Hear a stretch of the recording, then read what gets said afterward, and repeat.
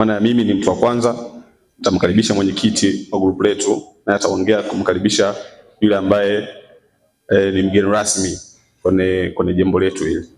Kwa naomba utulivu wenu huu ambao umeonyesha sasa hivi tuendelee nao kwa dakika hizi 40 mpaka 50, na baada ya hapo kama kutakuwa kuna muda wa maswali tutafanya hili. Baada ya hapo tuendelee na ratiba ya mwalimu pale. Kwa hiyo nashukuru, nimkaribishe mwenyekiti kwa ajili ya kuendelea na ratiba inayofuata. Karibu.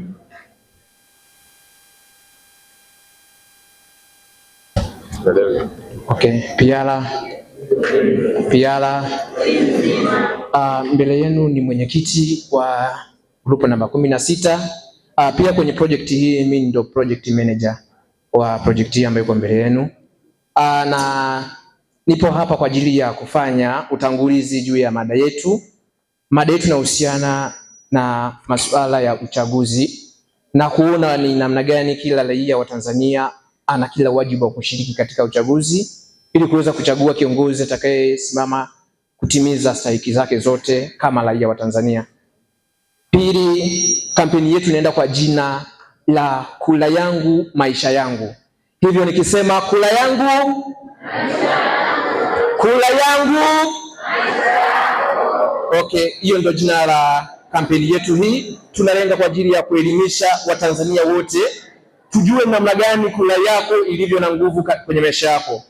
Leo hii tunaelekea katika uchaguzi mkuu ambapo tutaenda kuchagua marais, tutachagua wabunge, tutachagua madiwani ambao watasimama kuwakilisha kanda zetu ambazo zipo katika mikoa yetu ili kuweza kufanya yale ambayo tutahitaji wayafanye, ili kuweza kuepuka makundi ya vyama vya siasa, tuweze kuelewa ni namna gani tuweze kupata elimu bora itakayotufanya sisi tuweze kuelewa kwamba vyama vinalenga kutupatia nini kwenye kanda zetu tulizopo.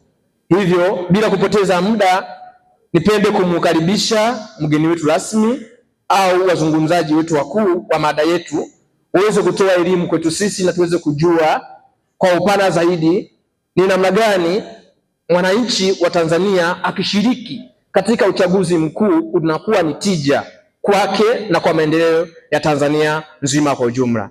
Kwa heshima na tazima, naomba nimkaribishe mgeni rasmi. Karibu.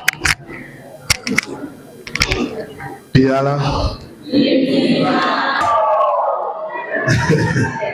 Asante sana mwenyekiti, lakini pia ninaye kiongozi mwingine ambaye kwa ujumla yeye ni kamanda wa mtaa Mvini.